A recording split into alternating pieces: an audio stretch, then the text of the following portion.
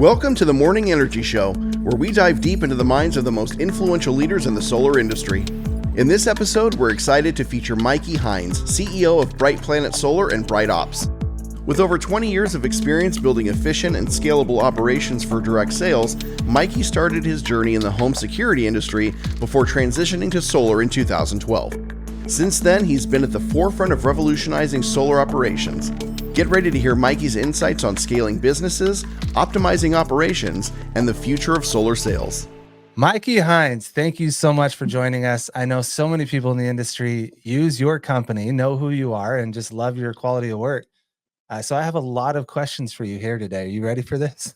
Yes. Thank you for the invite. I'm excited to answer your questions. Of course. Thank you. I know you're an extremely busy man. So I want to just dive into it. For those people that don't know, Mikey, you have a massive installation organization called Bright Planet Solar.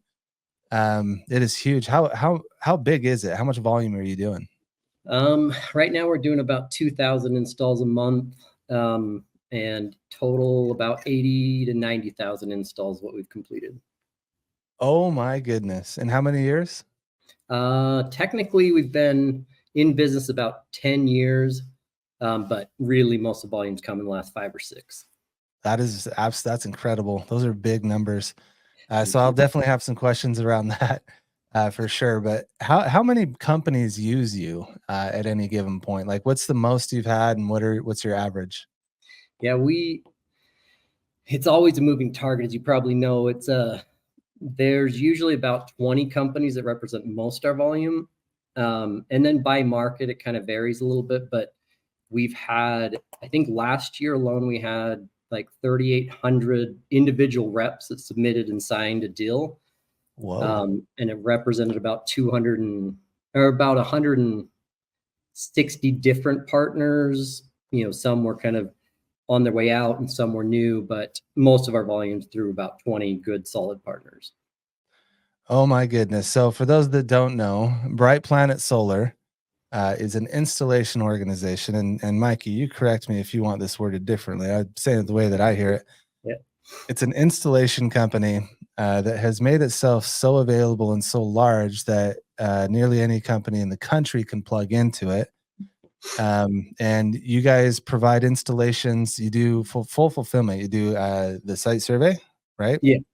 You do the CAD design, permitting. Yeah, we even kind of differ a little bit, where we actually start at proposals. So we manage all the proposals. Oh, that's right. Create the proposals and then help through the sales process. And then technically the operation process, as we consider it, is at site survey.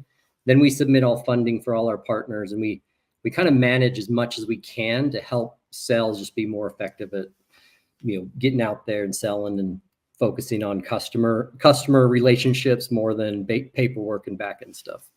That totally evaded me. You're right. Because years ago, I used to run a little sales order called Helio Gold. Mm-hmm. And you had this specific form that we had to fill out outside of all of the designing software. You still do that? Yeah. Wow. Every single deal comes through us, and then we start and we do the kind of initial proposal always. And so we design it in-house. So, we don't use any third-party tools. We do it all ourselves. We have a 150, 200 person team that we call our support desk. It's all just that front end process. That's a lot of people. That's a lot of people for support. Yes. How many employees do you have? We're a little over 2,000 right now, and that's just ops, obviously, no sales at all. Sorry, I thought it was bigger. No, yeah. 2,000. That's massive. Yes. That is huge. Yes, it's about 6. We'll probably get more into it, but there's 2 companies. There's Bright Planet Solar and then Bright Holdings, which is technically our Puerto Rico organization or entity. And that's about 600 work for Bright Holdings and then like 1,400 for Bright Planet. I was just texting you like, what was it, yesterday or 2 days ago? You were in Puerto Rico. Are you not there anymore? No, I'm here right now. Yeah. Oh, you're in Puerto Rico right now. Okay. I'm in my house. I spend a little, about 30 or 40% of my time in Puerto Rico, but yeah, I'm here right now in my house. And for those of you that are jealous about this, I'm not, because he invited me to go there and spend time. Yes, and so I'm sorry that you don't get to join. Yes, the invite's out there. Anyone can come down to Puerto Rico and see what we have going on. It's pretty cool down here. Oh, wow. Okay. That's awesome. Well, yeah, I want to start off with a question for you. And I do have some big questions in here that are difficult for some people to answer. So thank you for hopping on and doing this. I appreciate it. And I know a lot of listeners are going to appreciate listening to you, especially with the size that you grew things, the reputation that you have. There's a lot that goes into this. I'm really happy to dive in. So Me as Bright well. Planet Solar seems to be outside of the polarizing opinions of the public scrutiny or praise. Mhm. My question to you, and anyone that's in this industry knows what I mean. Like, there are those companies out there where you say it and like, oh my gosh, I hate them, or I love them, they're the best. But you Yes. seem to stay out of all of that. Is that by design, or did you grow into that position? I know it's an ideal one for a lot of people to be, is not be in the public eye. A lot of Yeah. business owners. So did you grow into that? And do you wish BPS got more public recognition? Yeah, I would say it's more by design, kind of going back to what you said before, kind of the way that we operate. We don't have any, like, we don't really recruit. We don't even have a Facebook page. We don't try to find sales partners, and we actually are very selective of which ones we work with. And kind of the by design part is mostly we don't want our, we don't go out there trying to attract attention. We feel like our work should do the attraction. Like, that should be the attention that we get, is as we perform well. And it kind of, really shows in the way that, like you said, we don't try, we don't recruit, we don't market, and the way that we've actually always approached it is, in this real model, is we are not the marketing team. We are not sales, we are the operations team. And we kind of intentionally want to take this, the less you know about us, the better. That means we're doing our job pretty well, even from the customer's perspective, because a lot of the customers are not really customers of ours long-term. They're customers of Sunrun or Everbright, or, we try to minimize the confusion that happens with customers where, our vans aren't marketing. Like, they know who we are, but we don't try to we intentionally don't spend money on marketing. The only money we spend on marketing is the shirt that our, installers wear. Kind of, really, that's it, mostly gear. And then beyond that, we don't spend any on marketing. And the only recognition that I feel like I feel bad that we don't get is just everyone on the team. Like, there's so much hard work and so much, like you said, we've accomplished a lot, and not many people know about it. And I'm fine with that, but I feel bad that a lot on our team, don't have it. There's some pride that comes along with kind of people knowing who you are and what we're doing. And Sure, I'm fine yeah. without that. I don't need that, but I think it would be cool if we got a little more recognition to the team and what they're accomplishing and helping us get to where we are today. Yeah, having that recognition for your team is pretty important. Do you do anything within your organization with such a large team? You had 2,000 employees. Do you do anything recognition-wise for them internally?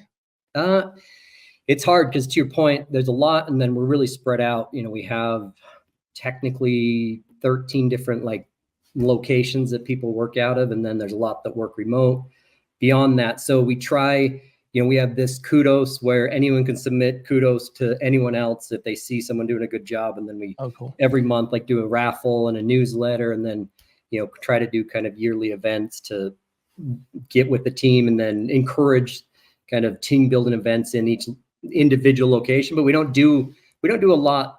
And ever since COVID, we used to do more, and I used to travel a lot more, and I'm getting back to it now. But yeah, we need to do more on it. I kind of do a year-end update where we go through so people understand what it is that we're accomplishing and where we're going, but we don't do enough of it. But yeah, we try. It's I always say that our company is our people, so we try to ensure that we're highlighting what they're doing and making sure they understand what they're part of. That's what your belief is. Your company is your people. That's what the motto you go by. Yeah, it is. It is the only thing, and this is not even just lip service. It really is just looking at, if I look at an installation company, what is an installation company's assets, right? It's like, I lease my vans, most buildings we work out of, we lease, and kind of everything we do is get this install done, and we get paid, and kind of, we don't get any more money for that install. So really, as I look at the assets of the company, it's the people, it's the team that gets it done, we're just an engine that's really good at getting things done. And that engine is us all, that, all the people that make it happen every day. Yeah, one of the things, I mean, the recognition is nice. I love the kudos. I like that. But one thing, especially in today's industry, in our solar industry that we're in, one of the best things that we could possibly have right now is job security, stability. And it seems that you're providing that on a very large scale for not just your company, but it also seems like you're providing that for thousands of companies or thousands of people across the country that don't even work at your company, because you're able to stay in business and operate at the level that you promised that you could and deliver the goods that you said that you would. And I think that alone is probably pretty amazing. Well, and I would add to that, one of the things that we pride ourselves on is like, we're very organically grown. So most every leader in the company started at the position they now lead. So they're, installers, all the people that are now the operation manager were installers, all the, managing permitting, they started in permit. Like, we are 95% of our leadership is all started kind of at the front lines and then work their way up. And we, really focus on doing that. So, not only is it job security, but it's also kind of, as I look at the company and our growth, really the opportunity for growth is not, we don't want to be the biggest. We don't really, I should say, I don't care to be the biggest. Like, the bigger we get, the more stress it adds to me. So I don't really, that's not my driver at all. Like, there's no ego. There's no, like, I don't care what size we are, but where really, and it kind of works as a system here of like, the more opportunities we create as a team, the more opportunities everyone gets to,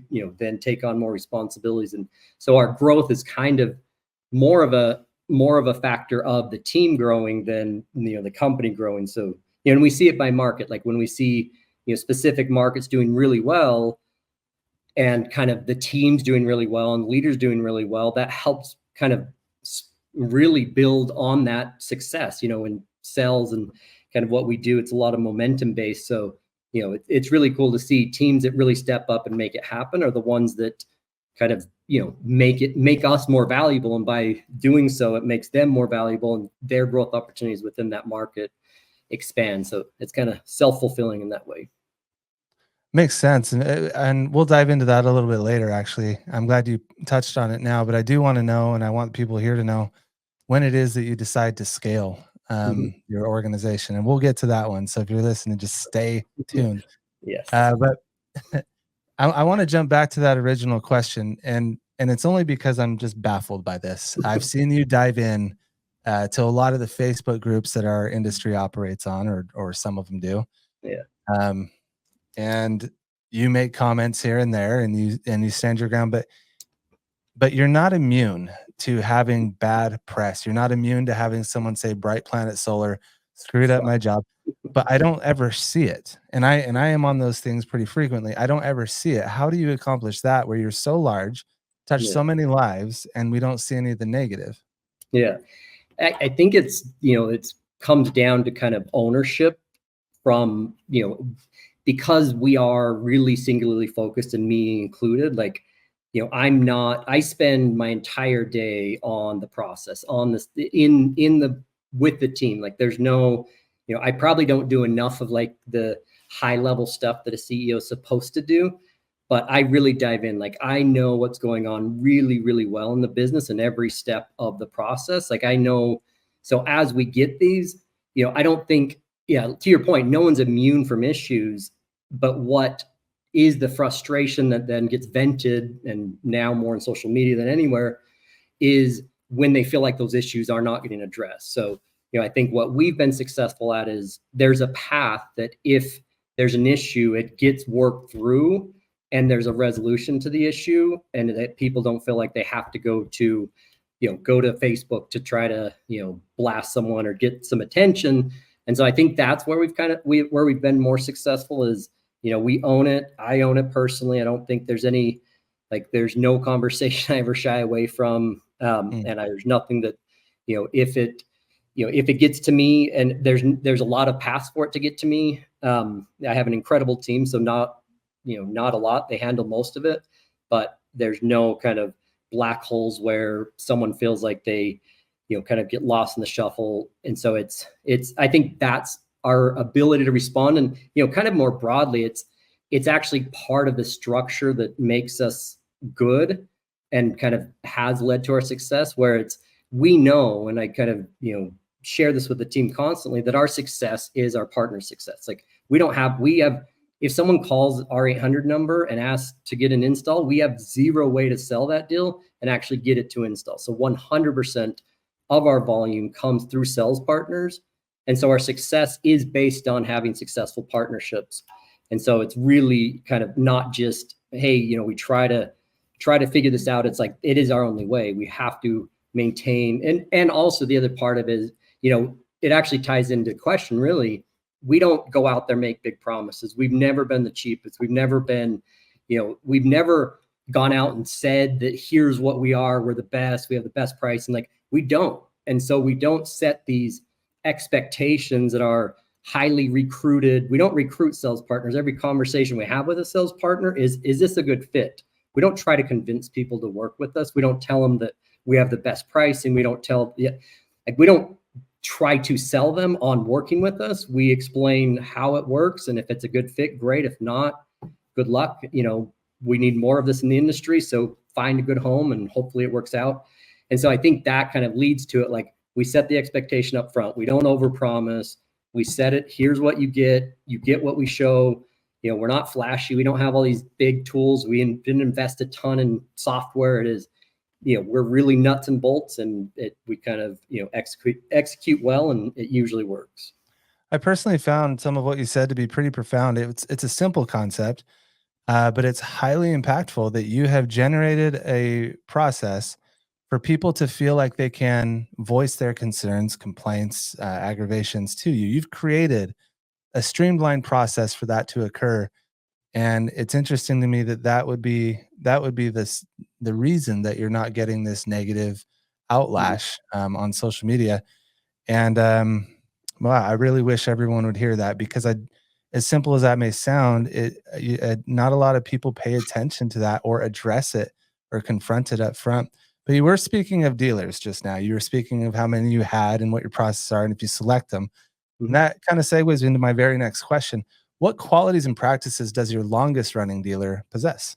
And did you have ups and downs with them? Oh, yeah. Yeah. I mean, I think the kind of best quality, I guess, if I were to look at it as a quality, is more kind of discipline. And really, it's been very distinct for me. Even before I was in solar, I worked in the summer sales, actually sold pest control in 1999. And then came down here to Puerto Rico and did security, and then, was in the ops side of security for 10 years. But, what really what distinguishes, or kind of a way that I can usually tell a good quality of a dealer, is if they know how to run a business. There's quite often people that want to make a dealer just to make more money per sale because they think they're cutting out the middleman.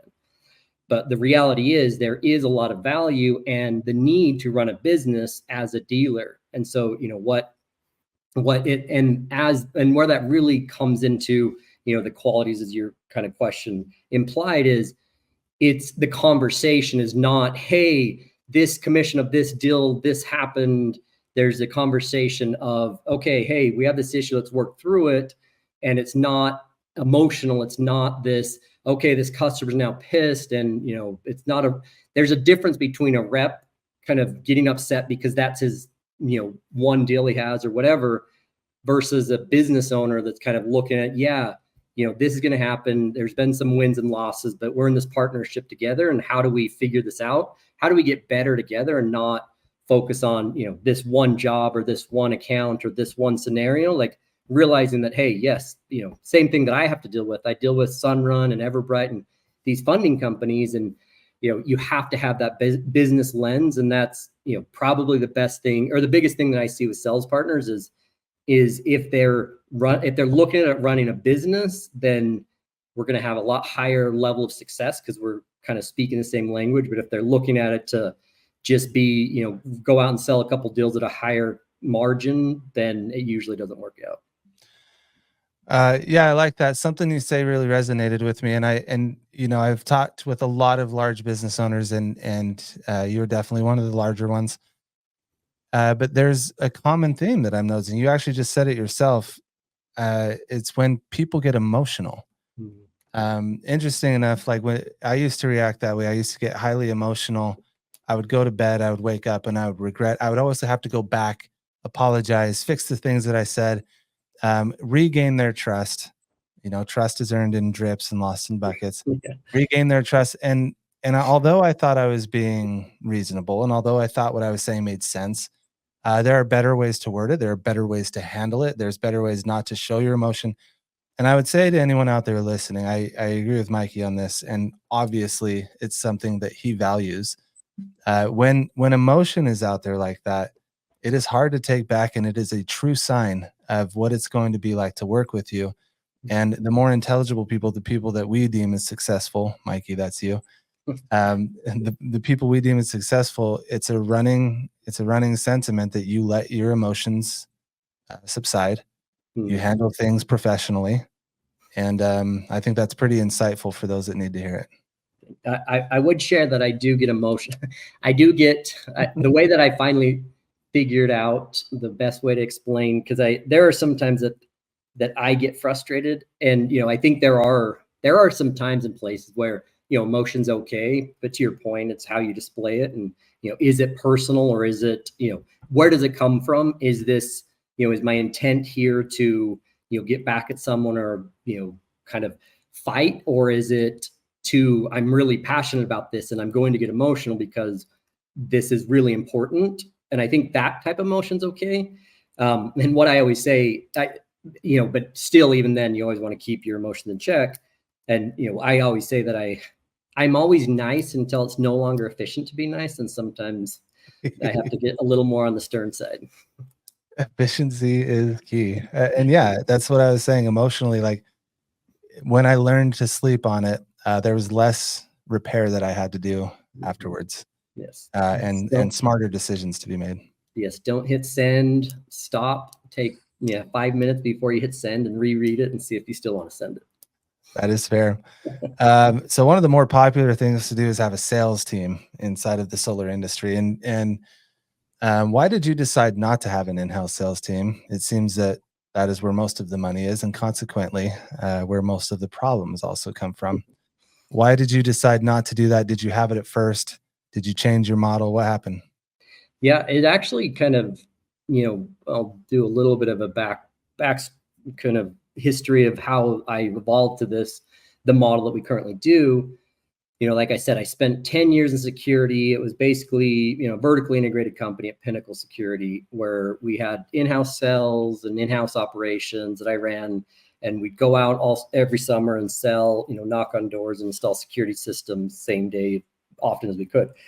And so I kind of saw that. That's all I knew kind of going through it. But even going through that, kind of on the operations side, my opportunity was always limited by whatever the sales happened to, there'd be good years and bad years, but it didn't matter. If I built a team of, 1,500, 2,000 technicians, it kind of was irrelevant if we only had enough sales for 1,000 of them. And so kind of early on, or as I kind of went through that experience, I realized that, there's a ceiling that can be that can be placed if you're dependent on just one sales team. And so I want, that was one of my, call it the legs of the stool that I built this on. And then the second was, after security, I went to solar, and I went to Solar City first and kind of helped revamp their operations. And, as we got into that, we started bringing the direct sales, and I started seeing, before that, it was really this kind of operations focused company. And then as we brought in the direct sales, I started seeing some of the bad behavior that I had seen at Pinnacle, where it wasn't bad behavior, it was just a misalignment where, when you have too many people in the room, quite often sales voices are the loudest, not verbally, but that's what they're good at.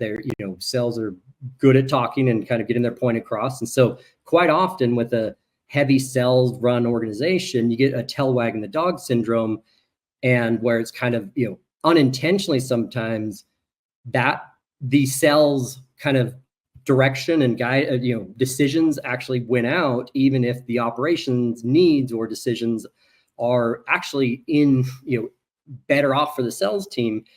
that if you have too much of that going on, so, where I really landed on that was like, I needed to make sure that I had the right discipline at my organization that was, hey, we really need to focus. How do we set up the company so we can focus on operations and dedicate the right resources and, time to the operations, and then kind of make sure that we're not going to, it's easy if you have sales. It's like, okay, yeah, let's get some marketing. Let's do this. And it should all come out in the wash and it should lead to more revenue. But, what is really hard to do at these bigger vertically integrated companies that I've been a part of is deciding, okay, how much do we put into sales and marketing? How much do we put into ops? How much do we you start having to split all these up, and then it's really hard to make really good decisions on what's best when you have so many variables in play. So I wanted to minimize the variables. My own experience was on the operations side. It always has been. And how my mind works, I was like, okay, if I can limit this, then I can really get good at this. And then I can use it to partner with people that are really good at sales. And also, by definition, sales, especially in the direct sales industry, is entrepreneurial, right? It's like you're basically, everyone is kind of their own, most of them are independent contractors, and everyone is kind of out there eating what they kill every day, kind of, growing their cells. And there's different people that will go in and really find a home in kind of a really built out system and just focus on selling. There's other ones that kind of want to manage, and there's other ones that want to become their own dealers. And, there's kind of this evolution of sales that I want to make sure I didn't cap. I didn't stop. I didn't say, okay, you have to fit here. And then, if you want to grow, you have to leave. And, too often in a internal sales team, that happens because you can't have all top level experienced people. And I wanted to make sure I didn't structure it that way. And then, as I looked at where solar is going and looked at other parallels in other industries, I really believe that, any other big purchase or any other big kind of, decision quite often has specialization like this, where you'll have, a home builder, and you'll have real estate agents, and you'll have a bank. You'll usually have kind of three players in all these big transactions, which is someone builds something, someone sells it, and then someone finances it. And I feel like that's where, solar will go. So I wanted to make sure I kind of stayed in my lane and did what I do well. If one day solar starts getting bought, right? Like, I think solar's still being sold, not bought. And I don't know when that'll change. It might not, but if it does, I like that, sold, not bought. Yeah. Yeah. And if it ever does change to that, then I'm still, in a position, or if there's some market to go to that, I wanted to make sure that I was kind of built for what I'm really good at, and then what we can, continue to do long-term. Well, thank you for that, because you just acknowledged something that so many oppose, and it's congruent with what you said earlier. You said that sales is essentially like a business, right? For sure. And I love the idea and the concept that you focus on what you are really good at, and you let someone else focus on what they are really good at. And it complements what you said earlier, is that you treat these dealers when they come on as if they are their own business, and if they're not, you don't take them on. And it's just cool. It's cool to see the congruency in your two statements there. You see them as a business in two different ways. They've got to work with you to be a business, and you see them as a business. It's probably why you see a lot of success with attracting these audiences, because you treat them as if. Yeah, and the third part of that is, not only do I see them as a business and kind of treat them accordingly, but I see them as crucial to my business, right? It's not this, hey, I need this sales team. It's my success is off their success. So when if I look at, let's say, Puerto Rico, and I want to grow Puerto Rico, right? Like, I have two options really. One is a really hard, heavy lift. I have to go out and recruit and kind of build more sales teams, or bring on more sales partners. Or I go to my existing sales partner and say, hey, how can I help you grow?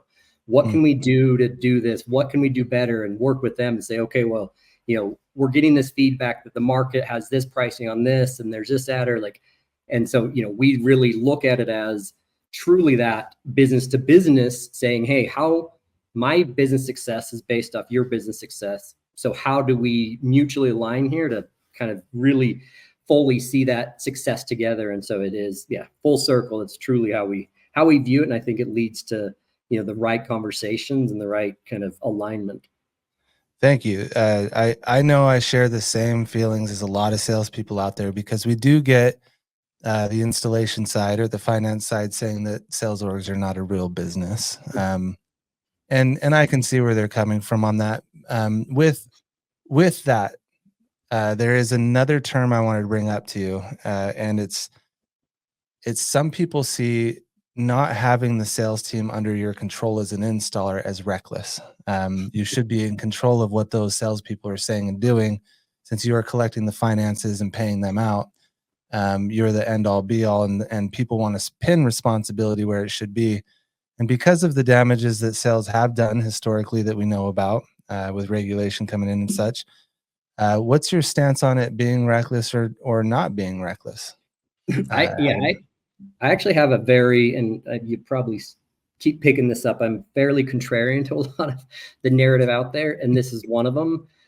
I see it the complete opposite of what those people say, right? Because by definition, my model actually allows me to be more kind of firm-handed, right? Because okay, let's say I was to bring in a sales team. How do I do that? I hire a few sales leaders. I start spending money on marketing. I start allocating dollars to all this in hopes that will result in X number of sales or whatever, however I, decide to make that investment. Today, I don't make that decision.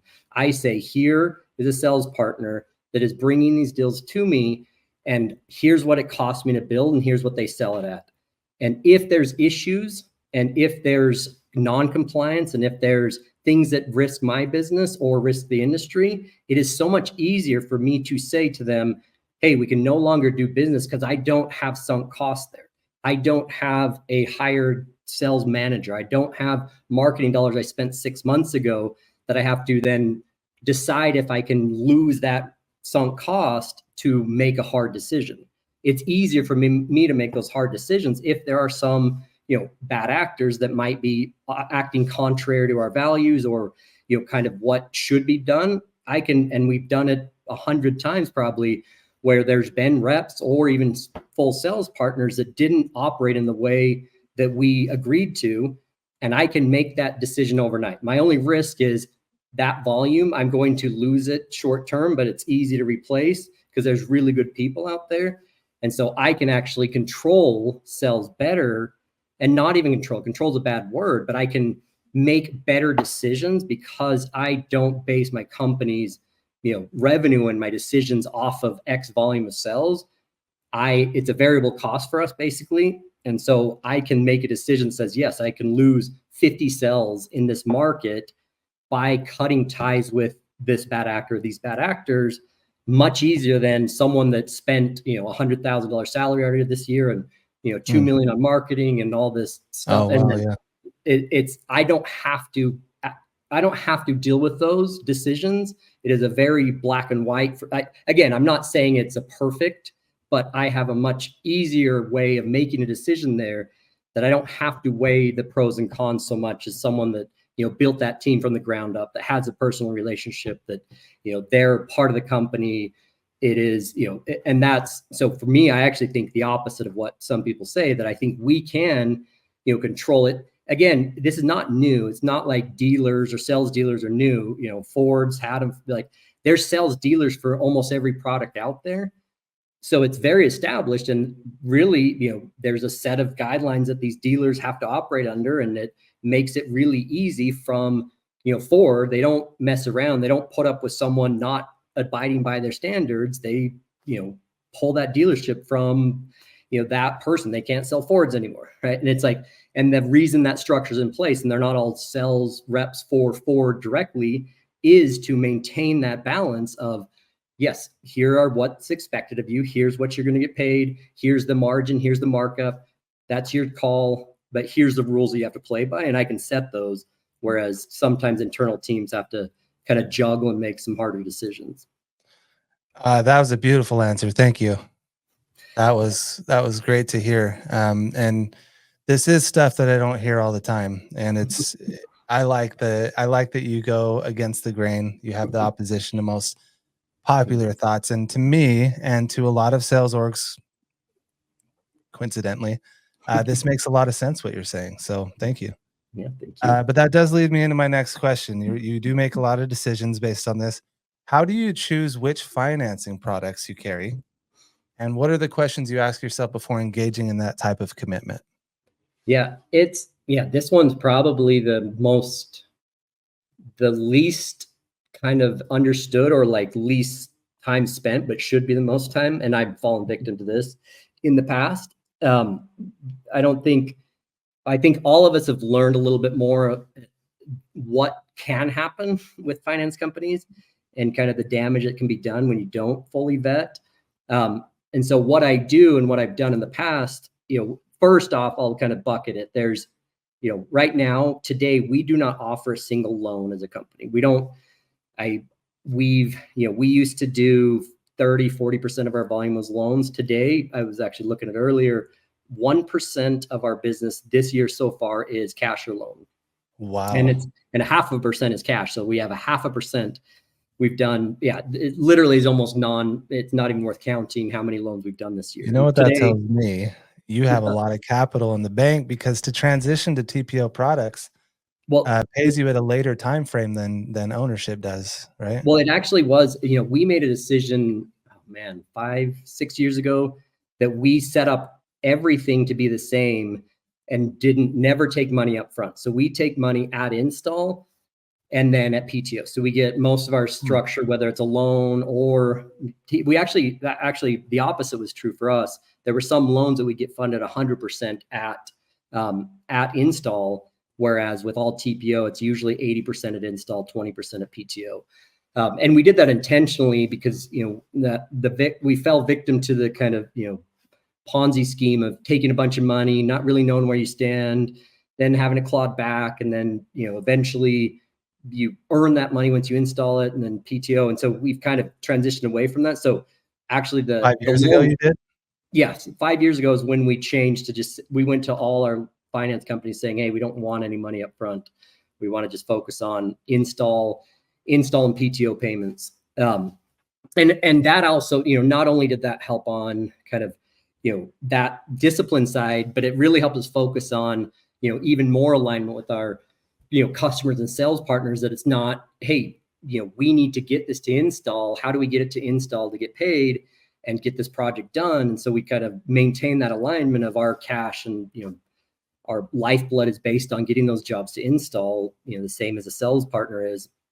And so it keeps that discipline. But, going back to, so we do mostly TPO. And so if I'm looking at TPO, and we say we do all TPO, if I'm looking at TPO and there's a lot that are kind of coming out, the biggest thing is the process. It is, how does this work? Most of them are similar product offering to the customer, 80, 85, 90% production guarantee. It's a kind of fixed payment versus variable payment. Like, there's nuances to all of that, I think there's some benefits, pros and cons to each one, but it's really hard to decide who's got a better product out there. So for us, it really is, who's going to pay, who is valuing the account the most, and then who, what is it, what hoops do we need to jump through to get funding? What's the process? How does the rep, get credit check? Like, looking at it, like, what we'll always do is, try it out with a few, before we'll do anything, we'll try out a few accounts, we'll run a few deals through, see how the process goes. And if the process isn't good and we don't think that we can build it at scale, then that's usually our determining factor, is once we work through a few. So we're very deliberate, and we're really, call it slow on that. Like, there is so much work that goes into adding a new funding source and kind of realigning all processes to match whatever they have, because they're all slightly different. And then even more so, different platforms that you have to work through. And so it is like design softwares and things like design that. software, milestone uploading, kind of all these different things that as you get into it, it gets really complex. So sounds to me like you, sorry, you can go ahead. It sounds to me like you involve your department heads in this decision as well. Because it sounds like you look at a lot of variables in that agreement and how to fulfill, right? Yes. 100%. And because of those different variables and those different, I was going to call them S-tips. Why am I? Stips, stipulations, because those different stipulations in there, it sounds to me like you get those very best people you hired to come in and you do a brainstorming session. Is that right? Yeah. It becomes kind of the chicken and the egg, because you don't know, quite often you'll get some, partner manager from one of these funding companies that kind of just tell you that it's all great and everything's awesome and everything works awesome. And, NTP's easy. And, they'll always tell you that, which is their job. But until you actually get in there, for us, it's actually, I don't even negotiate up front. I don't try to negotiate until I even know that it's a good, I will get signed up with a new funding source and say, hey, give me your base price. I'm not worried about pricing yet, because I'll deal with that once we realize it's a good option. And then we'll start negotiating and work through it. So we'll usually get set up. We'll run a couple deals. We'll, kind of throw in a bunch. We have 300,000 different addresses that we can go and just test out in different areas to see how it works. And so we'll run exactly what you're saying, but I don't bring them to the meeting, but I basically say, okay, just get us turned on. Hey, try to run some proposals. Okay, let's get some designs. Let's go through this. And then we'll kind of do like a small batch and say, let's get 10 cells, work through it, understand end-to-end process before we make a decision. Then once we do, if we do end up deciding that it is viable and that it's worth adding, then we start mapping it out and connecting to our processes. So, it takes us a while. Like, with Everbright was the last one that we went through this with, and it took us about 3 or 4 months before we were finally comfortable really launching with them. And, now they're 70% of our business, or 65% of our business. Do you have a secret weapon, an assassin, a Jason Bourne type of guy that will go out and sell these 10 accounts just to test? How do you? Yeah, it's kind of, because that's a hard sell for a sales. Like, hey, will you just try these 10 accounts so we can see how it goes? That's a hard sell. Yes, it is. And that's actually one of the tricky parts, is we don't really, usually we actually have a couple sales partners that will, depends on which market we're looking to launch it in. We'll have them, a couple good reps from them that will go out and try it out. And sometimes it actually, we're really good at kind of looking at our projects and knowing what potential we have. So there's quite often like, okay, with Everbright, there's these jobs that may not have worked with Sunrun or whatever. And so as we look at a new financing, we have, customers that might have got stuck in the process that now there's just a slight difference in policy with Everbright or something that might allow us to try these just because there's no other option. So that's usually the best path there is, each one of these financing companies has a slightly different way of qualifying, cosign, whatever it is. And so we'll usually find those buckets and say, hey, reps on these, we might have an option. If you're willing to go through this little bit of brain damage, we can, might be able to get you through it. It's not going to be great, but we need your help seeing if it's worth it. And at least that customer can get a system where they couldn't otherwise. Or they're stuck right now. And so that's usually how we identify kind of potential customers. And then vicariously, that's how we identify the reps that we ask to help us figure it out. That's really cool. And I don't have this question, and I wasn't planning on asking it, but how much time do you spend with the representatives from these organizations, the financiers, the module companies? Because I'm sure with your volume, all of these people are coming to you constantly and showing you what's new, and please use us over that. How frequently do you meet with them? Do you massage those relationships? Do they massage them with you? How does that work? Yeah, I still run. I'm involved in kind of those, you actually said kind of the two main parts that I'm really actively involved in. I manage, most of our funding kind of relationships, and then also most of our procurement or our main manufacturers that we work with. And I would say about 30% of my week is spent on, talking through new products with, and it's really cool because, this kind of goes back to your question where we, not only do I look at it as sales partners are real partners, but I look at this as Sunrun is our partner and Everbright's our partner. Like our success is their success, and we need to work together. And it's always, I actually look at it whenever we start doing something new with a funding partner. I always tell my team that you got to practice the serenity prayer. and you got to understand there's certain things you cannot change. There's, and the wisdom to know the difference. And so when we're going in and working with a sales or with a funding partner, like a Sunrun, it's like, there's going to be some things that, they're going to say, hey, here's how we need you to do it. And it's going to be a hard, fast rule that it's not worth fighting. And we just do it. And there's certain things it's like, hey, we've done this before, especially as we kind of work with newer companies. There's a lot of kind of back and forth where we'll figure out, okay, here's how we've done NTP in the past. If you could adjust this and work with us this way, we think it'll be better for us, together. And you could, it'll help with the rest of your partners too.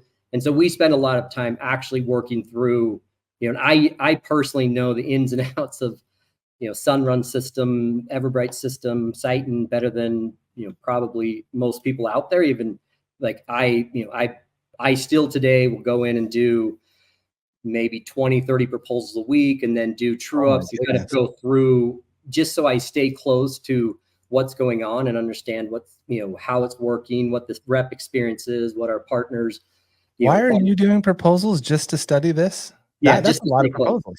Yeah. I would say it depends. I would say it comes in waves. When we're really busy, I'll go in bored one night, or, some mornings or some weekends when we're busy, I'll just go and pick some up just to see, staying close what's going on. And I do the same thing. I go out and do surveys. I've done, probably 100+ surveys this year. I go out on installs. I go to the warehouse. Like I get really involved, and I try to do it from a, kind of undercover boss, not like I'm trying to hide it, but more like I want to see what our team's going through. I want to see that when we ask our proposal agents to create this proposal based off what we collect from the sales partners, does it make sense, or is there, gaps in that? And so I go through and do that a lot with most of our processes actually. And kind of, I know most of them pretty well, but, getting back to the question on funding partners, I spend probably 30% of my week working with them on,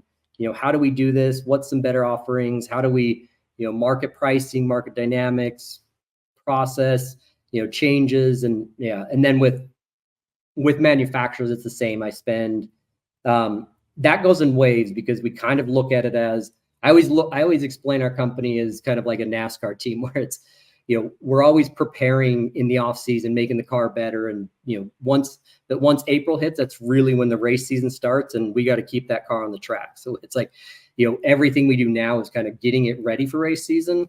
And then once we, kind of enter that, it's like, we need to minimize our changes. It's, duct tape and super glue, whatever we can, just keep it running as best we can. And then make sure that we take notes of what we need to fix next off season. Wow, that's really cool that you compartmentalize it like that. I haven't heard that before. So one of the biggest and fastest ways that any company could lose money is expanding, right? Yes. How do you know when to scale? Like, what do you look at? What do you do? And have you ever made mistakes doing that? Actually, I would say the biggest driver for scaling would be more like market expansion, because there's two different scaling, right? There's really the kind of growth of a market, or there's expanding to new markets. And they're drastically different on kind of, what it takes to do either one. And, early on there was kind of the market expansion is the easiest one, actually. It sounds the hardest. Currently at? That's market expansion. Well, no, into new markets actually is the easier one, because you kind of get this early blip of success, right? It's kind of like, you don't know, you go into a new market and your early success, there's low hanging fruit. Sales are probably, there's a reason you went there because there was a high demand. And so there's usually like this early success that kind of gets you a lot of growth, but that's really hard to sustain and grow in those markets. Because it becomes, it depends how spread out you get. So my decision matrix, one, I only, from the very beginning, I've only entered into markets that I truly believe in that will be long-term. One, that I actually think it's going to be a long-term rooftop solar market, right? And what makes you determine that? The main factor is cost of power. Kind of early on, that's obviously what we're always competing against, but also, if as I look at the energy landscape and look across, right now it's just buried everywhere. And I don't think that I don't have this vision that every house will eventually have solar panels on it. You don't have that vision. No, I don't. I actually think there's going to continue to be a very varied mix of energy. There's nothing that says that, like looking at like in Oklahoma, right? I don't think that it makes sense when land is not a premium and we can do 100 megawatt farm to power 1,000 homes versus install 1,000 homes. It just doesn't ever make sense that, hey, let's go install 1,000 homes, right? Like, I think that there's going to be this really kind of, continue to be what it is today, a very, really varied mix of energy sources. And, we all know that we need to get to renewable ones. And then, so now what part do we play in that on the residential rooftop solar? And what has always been very clear to me is in the areas that are densely populated where, because what you're always trying to solve for in energy is, trying to get production as close to consumption as possible. And that's, the transmission is really both our bottleneck and our costs that are really preventing us from, growing and getting the energy we need. And so if we can look at how can we get that and where does that apply to us? And that is in really highly densely populated areas where, you're not going to knock down buildings in New York to put solar farms, Sure. But there's plenty of rooftop. And so it's really densely populated areas. I think it are going to, have to continue. California, for example, there's so many other uses for land out there and, so much population. So I think it's, highly densely populated. And ironically, if you actually map that out, it is usually the highest cost of power because for the exact same reason, you're basically having to build power plants further away to then transmit power, which then puts higher cost of power. And then, then policy hasn't been as important, but it still is a factor. And then the other thing that I've said from the very beginning was, a very kind of very friendly or very good value of a TPO. And TPO value has always kind of been this misnomer in the industry. Everyone, thinks it's just some equation of, hey, charge X per kilowatt hour times, here's how many kilowatt hours it's going to produce by 25 years at the value. But the kind of way that those are calculated are very different based on, the tax equity, and especially now with the IRAs, it's vastly different where the same amount that they're going to collect from the customer for an account in California versus New Mexico or in other markets, going to be drastically different value for the TPO, which is why you see, those different valuations. So I've always focused on the really high value, high fair market value of TPO products and stayed disciplined in those from day one, and then, as I looked at it, as this expansion happened in all these markets, it really is, people always ask me like, what happened in the industry?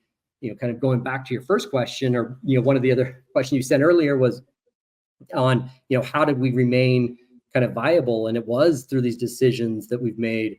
We don't go to these new markets. A lot of these new markets got relevant based off really artificially low rates that then got us to the point that you could start doing a bill swap or potentially saving customers money with a 25, 30-year amortized loan at, whatever, 0% interest rate or 1% interest rate with the 20% dealer fee or whatever, it penciled. But then as rates started going up, they didn't. And I always kind of looked at the other way saying, okay, if times get hard, whether that's on equipment or rates or anything, where do you want to be? Do you want to be in a market that barely made sense because you're so tight on margin that to sell it at a good deal for the customer, you have to, basically you have to sell really low? What if you have to pay more for equipment or interest rates go up? Like, I intentionally said, we're not going to those markets. It doesn't make sense for us. It's too high of a risk. Like, I would rather focus on the markets that, one, I see long-term sustainability in, and then two, that are the margins, not that we need margins to make more money, but we need margins to make sure that if times get hard, that we can afford to still operate. We don't need panels at 20 cents a watt to operate. We don't need, 0% Fed interest rate to operate. Like, these variables, we still can survive in these kind of, non-optimal situations. And so that's what's been my kind of focusing on scaling has been really limiting. We haven't expanded in a new market since 2019. The last one we expanded in was actually Puerto Rico. And we have no intention of expanding into any new markets now or near future. It's, and I actually don't see this as, I don't see the industry as a national player is going to dominate, and take over everything. I think that's a fallacy. There's no other construction business or field that you can look at that's ever happened. There's no national roofer, there's no national framers, there's no national masons, there's no national concrete. Construction is regionally based because there's differences by region. And so you usually see as markets mature and industries mature that these regional players really is that's the opportunity. And so I feel like that's, where we'll go as an industry is the regional players. I think there is value in diversification. If we were fully vested and only to California, we probably would have struggled exponentially more as we went through NEM 2 and 3, from 2 to 3. But because we were diversified, we had, enough kind of levers to pull to make it through fine. But so I think there's a right level of diversification, but also, getting spread so thin and becoming a jack of all trades, I don't see that. I think that's we're not aspiring to be that. We don't want to be a huge national player. We'd rather be really good in the markets we're in and create real value in those markets. And, to your question on scale, as we look at it, scale is really tricky because it's, it ultimately comes down to kind of really good systems. And, there's this fallacy in the industry that there's this huge economies of scale that you start getting, that everything, once you get to a certain scale, everything's better. It's yeah, I get better pricing on equipment, but it's actually it's not always as good as everyone, people will claim that it's way better. And I do get good pricing. I'm not discounting that, but I actually get into an interesting situation where I'm not always in a better position. There's sometimes that smaller companies are in a better position. I buy direct from most manufacturers. That allows me better pricing, but it also breaks off the value of distribution because now I don't have 50 CEDs that carry stuff that if I need to, I can kind of pull from. I have a ship that brings these panels to me or whatever that I have to line up, and I have to make sure. So if this supply gets constrained, quite often I'm actually in a weaker position because I can't go to CED and say, hey, I haven't been buying from you for a while. Now I need stuff. Now I need prime pricing. Yeah, right? Exactly. And so I'm not going to discount that I do get good pricing, but the fallacy that, hey, yeah, we're just that much more dominant because we're big. It's that's not true. That's just someone, if someone's saying that, then they're just saying that to sell themselves, not really what's happening in the industry. And so let's talk about, go ahead. Oh, yeah, I was just going to say, and then the last part, of scale is there is economy of scale, but also really what happens then is the more economy of scale you get, you often have to just add layers to kind of support that, right? So if I'm buying direct, it's not that I just get better pricing. I now have a whole team that has to coordinate these shipments that does what distribution normally does. And then, and then at scale, 80% of my costs are variable costs on labor. And it's not like I'm paying someone less to be on a roof because I'm big, right? It's I'm still, and sometimes quite often I have to have more layers of management and safety and quality to make sure that we're doing things that a smaller installer doesn't necessarily have to, because, people wear multiple hats where I have people wearing those each individual hats as we get bigger. So, the scale thing, the scale is not, it's kind of like a variable scale. It's not a cost savings. I think so many people get confused that once you hit this scale, everything will be better. It's if you're not profitable now, don't worry about scaling, get profitable and then scale profitably. That makes a lot of sense. I mean, now that you're saying it, talking about these larger companies with organizations like SunPower, who is very global, actually. Titan was a big one, and so many others going out of business. How is it that someone with your size business was able to kind of coast through the last 2 years seemingly untouched? And you did touch a little bit on it. You've diversified your pillars of income by being in multiple states. So when California did switch net metering 3, it didn't impact you as greatly. But what would you attribute this to? Yeah, it actually, it just builds off, good timing on the question. It builds off the last thing I was just talking about, which is, we've made very deliberate decisions. I would only go into markets that have really good TPO options. And even when we were selling loans, there was always TPO was a big part of our business. I kind of, whenever it's the the saying that when people are greedy, be scared. When people are scared, be greedy. It was, as we see this, I saw people really rushing to Florida, and it becomes almost intoxicating that, hey, why aren't we here? Why aren't we doing this? Like, there's a lot more markets that made sense. But, as I looked at it, it was like, let's stay disciplined. Let's get really good at what we're doing. We have 5 years now of audited financials, profitable every year. And it really just helped us kind of say, okay, let's focus on, growth is not the answer. Growth is nothing if you're not profitable. It's just actually higher risk. Really what happened with companies like Titan or, SunPower, it was that, hey, growth will cure a lot of this. And, there's a lot of dynamics at play there, but the biggest variable that I see that is controllable is don't grow until you know confidently that you're ready to, going out there, like to get a, SunPower, it's kind of like this, it's like an addictive drug of growth becomes this addictive drug of saying, hey, okay, I grow more. So then my top line goes higher. So then I'm, have more money to then what do I do? It's you almost keep fueling. And, I saw it firsthand when I worked at SunEdison. It was, they'd acquire a company that would, increase their value, which gave more money to acquire another company. And it just became intoxicating. And it was like this self-fulfilling kind of fate. And then, as you do this, as you start taking over these companies and kind of acquiring, is a whole different strategy, but it creates a lot of chaos. And then also you just spread yourself thinner and thinner. And it's like, what are you really good at? Are you really good at, execution? Are you really good at, are you going to have the lowest price? Like, what is your angle to the market? What do you bring to the market that others can't? What's your differentiator? And I think that becomes, people convince themselves that scale is that solution, but it's not really. Like, you see it in the same Facebook groups I do. It's like most everyone's like, hey, stay local. Hey, trust the regional. Like, they're actually saying what I'm saying.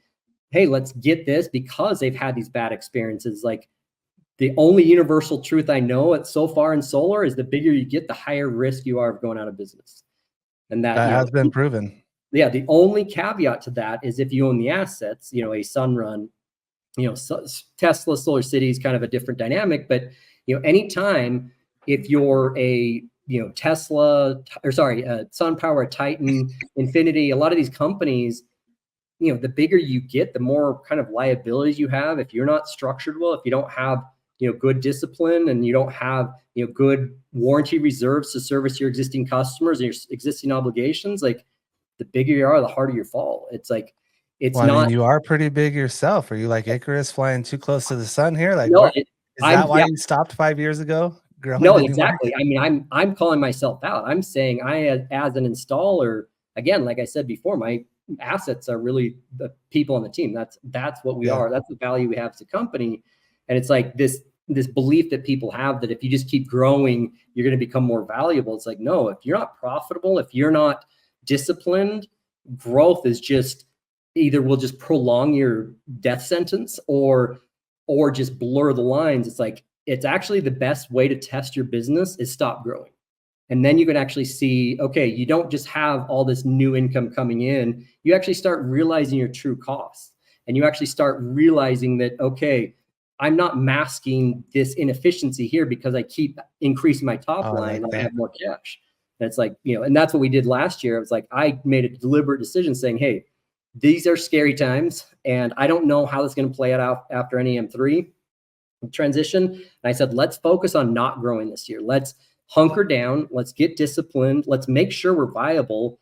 Let's do this. And it was a very deliberate decision. We shut off any new sales partners for almost a whole year and just focused on getting better. And it was, internally focused on process improvement.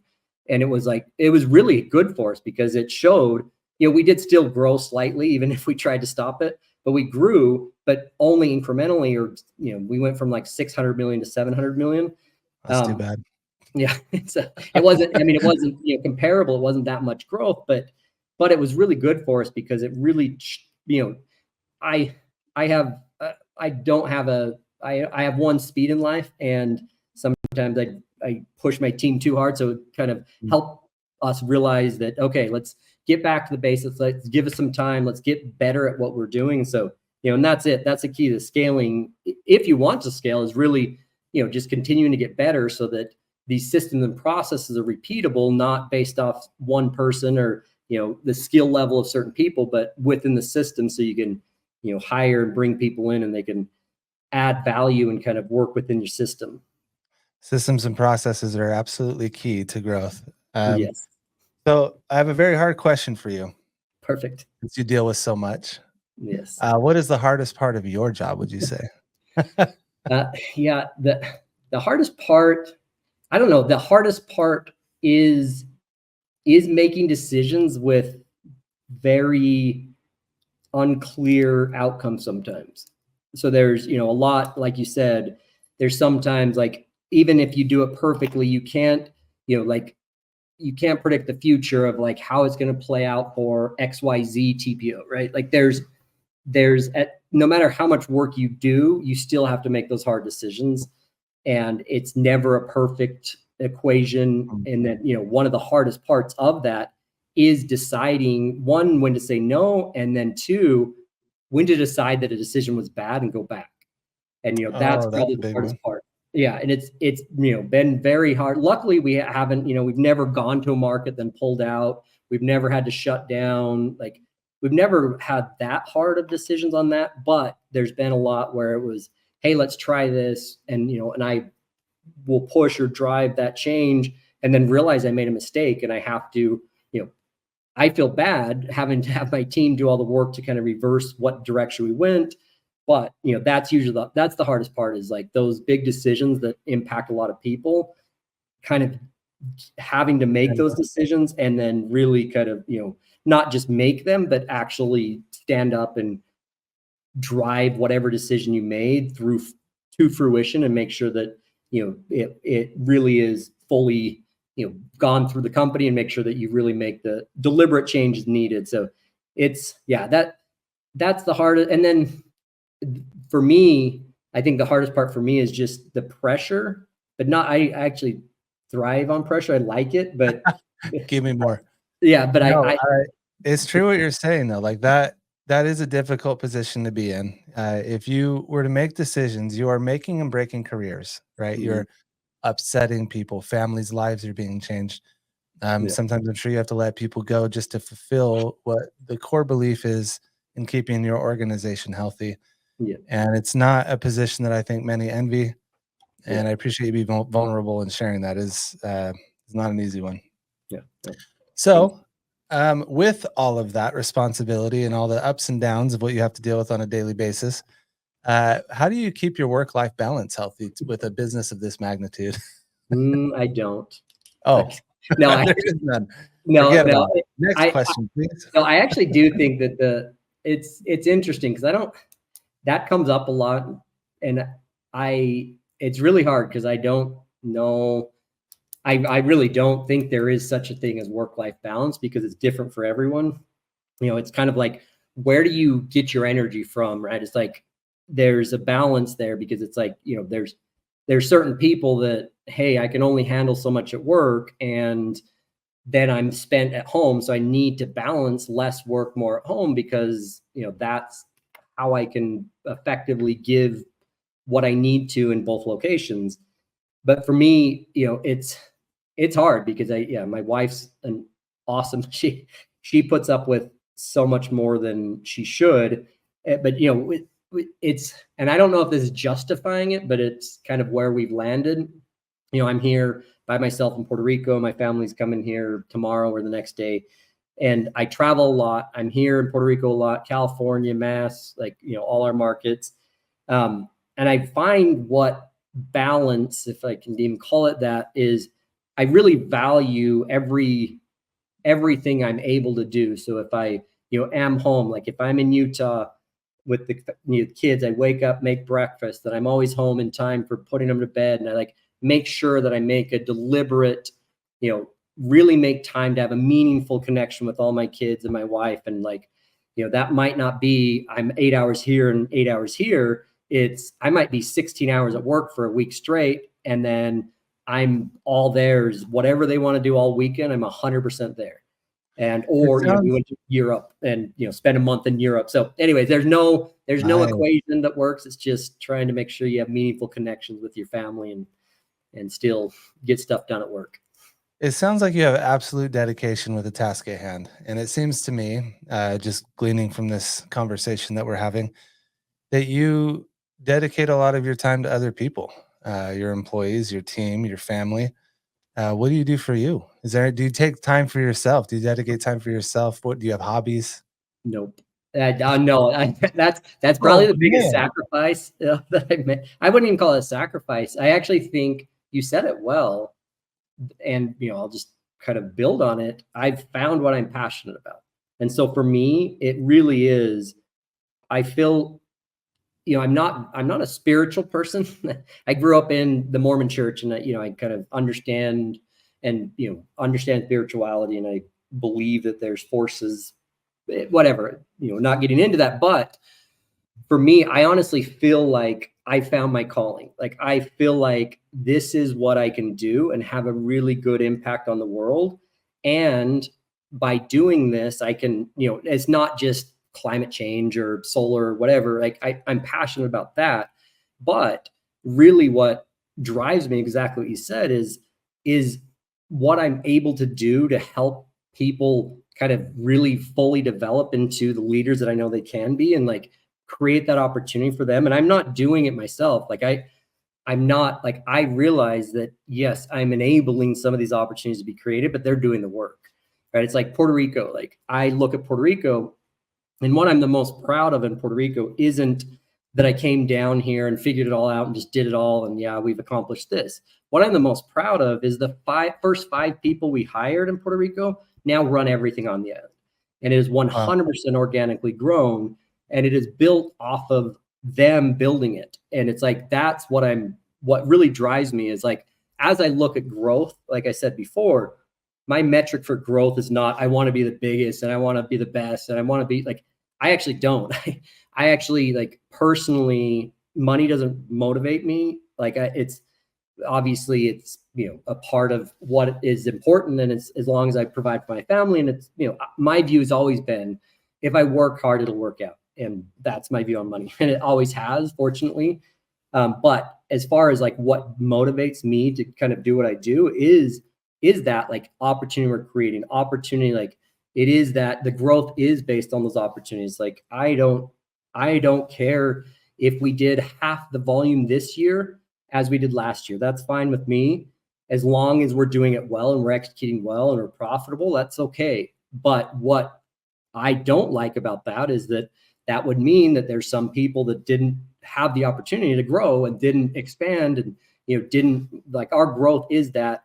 And so that, for me personally, it's like, if let's say my wife goes out of town and she took the kids, I'm sitting at home, I will work. That is what I will do. Like, I will get in front of a computer, and it is what I'm passionate about. I enjoy, even like I said, doing proposals, like that stuff's fun for me. Like, I love digging in. I love seeing how things work. And so that my personal passion is my work, which is both a blessing and a curse. Do what you love and you'll never work a day in your life. Yes. Right? Or you'll work 24 hours a day. So you keep mentioning Puerto Rico. I don't know. I guess I should talk about it. I don't know anything about that. I just keep hearing it. I heard Elon Musk went there like 4 years ago and did some battery thing. Yeah. What is it? Like, what are you doing out there? So it's just a market, right? Puerto Rico is a U.S. territory, technically like Commonwealth status, but anyways, it's a territory. So everyone in Puerto Rico is a U.S. citizen, but the people in Puerto Rico are not residents of the U.S. And so the reason I make that distinction is they're not subject to federal taxes. So solar is different down here a little bit because they can't take the ITC. So really, the most viable option down here is TPO, because otherwise the tax credits go to waste. I thought you had to have tax equity part. I thought you had to have those tax credits available in order for TPO to work. Am I wrong on that? No. So sorry, that's what I'm saying. So the territory itself is a U.S. territory, so it's eligible as a place for the tax credit. The people on the island don't pay federal taxes, so they don't have tax liability to take advantage of the tax credit. But would you, if you're a U.S. citizen and you go to that territory and you bought a home and put solar on it, would you be able to get it then? Yes, as long as I still was a resident of the U.S., I could claim that as a tax credit. So Sunrun can too as well. Makes sense. So, That's how they're able to do TPO. Okay. Yeah, exactly. So another way to say it, but just to understand the status of Puerto Rico is I could, if I were a resident of Puerto Rico, I could run for president, but I can't vote for myself. It's kind of a weird situation, but politics are kind of the structure aside. It is so kind of where, and I'll tell my personal story and then, kind of answer more questions on it. But I actually started my career in security down here in 2002, 2003. I'm fluent in Spanish. I learned it. I went to a Spanish immersion elementary school. So I've been fluent since I was like 8 years old. I was fluent in Spanish. So I got recruited to come down here by a summer sales team, said, hey, come down. And I was like, I tried sales and the company I worked for went under and I didn't want to do it. But they said, well, it's Puerto Rico and you can install. So I came down here, loved it, installed, kind of broke all these records, just loved it. I literally wanted to stay down here. And then the company Pinnacle said, hey, will you come back and help run our kind of broader operations installations for the company? So I went back in 2013, started running Pinnacle from there, 2003. Well, so 2003, I went back and then I ran Pinnacle operations for about 10 years. Then I got into solar in 2012, 2013. And as I did, one of my second company at Sun Edison, I went and we started looking at solar and we acquired a company that was selling in Puerto Rico. So we looked at acquiring a company down here. So I did some research, but at the time it didn't make sense. But I kind of still had this place where I wanted to figure out Puerto Rico, but at the time it didn't make sense. So fast forward to 2017, that's when Maria hit. So it's the largest, it was a Cat 5 hurricane and it devastated the island. And it didn't devastate the island in what you would think, just seeing what happened in Florida. So the island is actually pretty resilient. We all live in concrete houses and, there's destruction and signs, but the houses are fine. Like it was devastating, the impact. There was 150 people that died from the impact of Maria, but there was over 4,000 people and probably even more. There's never been official studies done that died because of lack of power. So after Maria, it was not that the hurricane knocked out or the hurricane, did damage. It basically decimated the grid. It destroyed it completely, which there's no viable way that the grid can sustainably survive. Hospitals were down. Oh yeah. All of that. Yeah, well, that's what happened. So most of the island was completely without grid power for about 6 months. Some was a year and a half. And then, so what happened is then they started running out of diesel fuel. And I mean, it was like a war zone down here.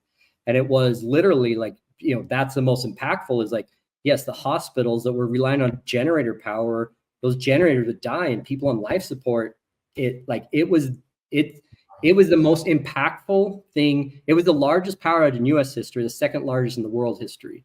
And so as I saw that happen, I literally that day I reached out to Maximo, who's still down here, but he was the one that I knew and started trying to see how we can help, how we can kind of, I started trying to form a team at our company to come down here and help.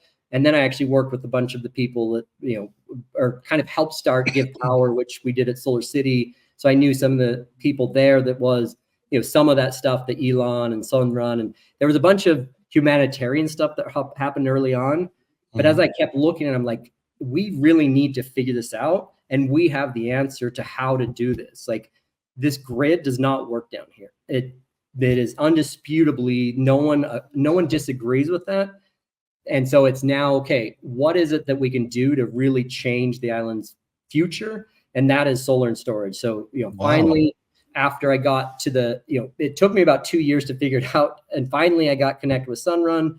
They came down here, Sunnova's been down here for a while, but I was, actually really partnered with Sunrun since 2017, kind of as this, same timing. So 2019 finally came down here and it's been, and that was my view on it was really, we need to figure this out. This is, it's such a different market. It's not a, hey, save some money.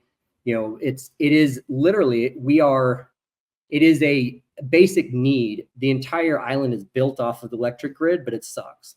And it's not going to be fixed. They hired Luma, a private company, to come in. They're doing their best, but they're just fighting, this inevitable that the grid just will never work here. And so, as I saw it, I was like, okay, we can really have an impact. I know, my history. I knew Puerto Rico. I love the island, love the people. And I really wanted to do, as I saw this, I wanted to do what I could to help. And so I, kind of taken it on personally, driven it all. And it's been a lot harder than I thought it was going to be. And that's why I spend so much time down here. Okay. But it's been, the cool thing is it's like, and then before I even got before I got into security, I was doing concrete and masonry. That's what my dad and grandpa did. And that's kind of what I did growing up. And so, I knew how to build houses down here. I knew how construction, I knew the basic. It actually makes more sense to me down here than even in the States. And so I kind of, that, and then coupled with our ability, I knew that as we kind of entered the market that, hey, we already have this scale, so I can kind of get things done that others can't because of that. There's some great companies down here. I work really closely with them. I'm on the board of directors of CESA, the Solar Energy and Storage Association.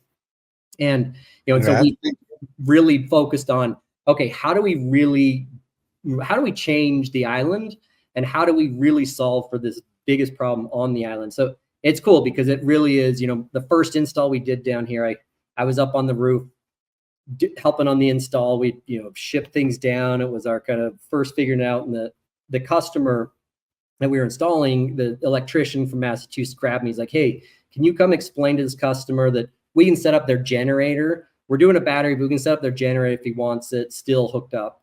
So I went, started explaining to the guy, and he started crying. And I asked him, I'm like, why are you crying? He goes, I just realized that now I'm not going to have to do ever again what I had to do, which was walk 5 miles to get 5 gallons of gas once a week for my wife to have oxygen, for her to have power to her oxygen tank. Wow. Like this is, and it, and so for me, it like cemented, like, we need to do this. And so, from there, it's been, okay, what can I do? How can I really help? And again, it's not this handout. It's like the only way that I knew this could be sustainable is like really building and helping, know what I know and share what I've learned to help the island change and help solve the problem. And then more macro, it's really cool because, then I saw it as this even broader kind of solution. It's like in California and all these states where we're trying to fight the grid, saying, hey, we have a 1%, 2%, 3% penetration. Here's the value of solar versus this. It's like down here, it's like every house we're doing, it's always has a battery, 100% have a battery. We're doing a whole home backup on every system. So we're essentially getting everyone off grid. I mean, the power goes out here probably 2 to 3 times a week at least. If That's not bad. Yeah, not too bad. Goodness. And so anyway, so then I was like, okay, if we can figure this out, this is the game. This is the game we have to show how we can win. And if we can do it here, we can use this as the case study to show what we can do more broadly. Instead of trying to fight with regulators and everything in California and Illinois, like all this of what could be, 20 years from now, it's like, no, every day we're changing lives. And then every day we're one step closer to show what we can do as an industry. It's happening. Like, we have the virtual power plant down here. I'm a participant in the virtual power plant where, it'll show you events on your app that shows that here's your, I'll actually see if there's one. Oh, I logged into my other app, but you can go in there and see and actually give X number of power, and Luma will take power from my battery, give me $1 a kilowatt hour for every kilowatt hour they take. And then, it's become this really, like I said, it feels like my calling. It's like, I feel like I feel like there's a lot that I can do to really help. And I feel like this is an area that I can really help and kind of use. And it's not just a charity. It's not a philanthropic. It is valuable. We're profitable. We're doing well on the island, which is important to make real change. It's sustainable. We have, 600 employees on the island, which on top of that, we have 1,000 plus sales reps that depend on us for their livelihood. You're helping And the so, economy out there too. Yeah. yeah. So, and it's really cool. It's and I'm not, just to be clear, so many people assume that I'm down here because there's a lot of tax benefits and I get zero of them. I pay more taxes now than I ever have because I pay Puerto Rico taxes and then federal tax on top of that if there aren't, and I still pay Utah taxes. So there's no tax benefit for me being down here. I feel passionate about it and really love what I'm doing down here. And I love the team there. It's incredible. Like, I go to a warehouse or to, we have 5 locations on the island now, and I go to one of them and it's, there is not, I don't pass it there. Everyone stops and says, thank you. Everyone stops and, That's great. Shows appreciation, and not just like for me as a person. It's like, they are appreciative of what they're a part of. And it's not, not the company. It's not us. It is, we're really creating a movement down here, and that they know what they're doing to help their island and their people and their families. And it's really cool to see that it's, it really helps me kind of continue to, it reignited my passion. I've always been passionate about solar, but down here it took another level of like, we can have such an impact. What you did in Puerto Rico, and I do have another final question for you, but what you did in Puerto Rico was highly impactful. It's incredible what you've done. There's only a few handful of select people on this planet Earth that can say that they've impacted something that substantial on this globe, right? That's an incredible feat, an incredible opportunity that you brought to so many people out there in what you're doing. I can see why that would ignite your passion. And that is a great story. I had no idea. Thank you for sharing that.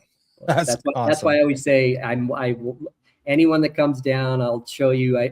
The more attention I can get it, the better. Like and it's sincerely, like, I help any companies. I'll answer any questions. Like this is not, I'm hey, wear come a down Bright and sell Planet to Solar me. shirt with your name on it over here. Yeah. You're Mikey? Yeah, nice to meet you. Yeah. You'll take the credit. Just kidding. All right. So my final question for you, then we'll sign off of here. This is a big one. What advice would you give to anybody that wants to start a business? I would say make sure why do you want to start a business, right? If you're not in it, again, kind of as I just went over, like, if you're not passionate about it, if you're doing it to make more money, if you're doing it to, grow or big, whatever, like, make sure that what you're going to do, you're going to be passionate about it and you really want to do that. And if so, then, then you'll muscle through. And honestly, a lot of times you're better off going and partnering with people. Like, if I had to do it over again, or if the industry was different, like, I don't really enjoy a lot of what I have to do as a CEO. I don't, a lot of the like, I would rather just focus on certain things and make sure that it is what you want, and make sure that it is not, there's always this belief that, oh yeah, I'll be my own boss and I'll be, all this stuff about entrepreneurs. And it's like, it's the opposite. It's like, no, you're not your own boss. You have 2,000 bosses. Yeah, exactly. You have less freedom, less control, less power. Like, it's what people perceive as this, I'm now the business owner, is, I view it exactly what you just said. I view it as, there's 2,000 people counting on me. There's, exponentially more. There's 80,000 customers counting on me. There's, 5,000 sales reps counting on me. Like, the pressure of that is really high. And yeah, there could be a financial benefit to it, but, make sure that you find what you're good at. And if you find out that you cannot find a place where you can really use your skills, it might be starting a business. And I encourage that fully. I think it's great. I think we need more entrepreneurs and more small business owners, but make sure that it's not just, don't do it to be your own boss, and to do it, find your strength. And if that is going to be, you got to do it yourself, then do it.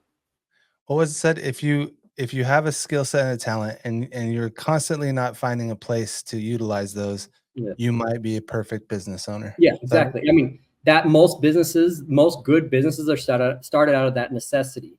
People get frustrated because they see it not being done the way they think it could be done, and they don't have the influence or control to make it happen. So they go do it themselves and prove that it can be done that way. And, that's Thank what you, happens with Mikey. I being like solar. that. So, last question: if people do want to get a hold of you or your organization, how do they do that? Yeah, there's actually I will share. It's funny because we're very, very open. We have, you can actually go to like partners.brightops.com. We shorten our name to kind of, because we have the two organizations, Bright Ops is kind of what we rally under. It's easier to type out than Bright Planet Solar anyways. But it's partners.brightops.com. That actually explains, more of our program. It's kind of, it shares some of the stuff that we do, but then also our website, if you want to be a partner, you can fill out a form there, and then you can find me on Facebook. I try to stay in tune there, and then if there's anything, you can reach out, find all our information online, and we'd be happy to help however we can. Again, and I'm sincere. I don't see this as people say it in the abundance mentality, but I truly believe it. I feel like we need 1,000 more companies like us or like me to really pull off what we need to pull off. I'm not this, hey, we're going to take over and we're the only company that's going to do it. I think, in any emerging industry or market, to say that is really short-sighted. I've heard the same narrative from Solar City. I heard the same narrative of SunEdit. Like, I've heard it so many times that it's like, I'm not going to fall victim to that. Like, I think we need 1,000 of me, or not me, but us. This is what we need. We need more of us. So I'm happy to help. I'll share, I don't see this, I'm very open to answering questions. I, have limited time, but I'm very happy to help. So, and also last thing I would say, people always ask me a question of like what my plan is for the company. And, I've been approached 1,000 times about mergers, acquisition, and, there's nothing that intrigues me about that. It's just, whatever, again, my value, or I am passionate about what I'm doing. And so really the only thing that I've landed on that I do have planned for the company is my 8-year-old daughter. That's the most like me out of the 4 kids. In 10 to 15 years, she'll be the next CEO. So that's my current. She's 8 right now. You do have some vision. Yeah. So she's 12. I think she'll be able to do it in 12 years when she's 20. So that's my succession plan, is she will take over as CEO in 12 to 15 years. I can make a recommendation if you're open to it. For the future of your company. You can allocate 1% of your shares to me. Just because. Yes. Mikey, thank you so much for hopping on and doing this. It was really great chatting with you. And after all of these years, I used your company. You got us through a lot of things. You did great services for us. Great job. So thank you for hopping on here and sharing your experience and what you've been doing with the industry. Yes, thank you for the invite. And if there's anything else, feel free to reach out. But good to finally connect and do this with you. Thank you. See you soon.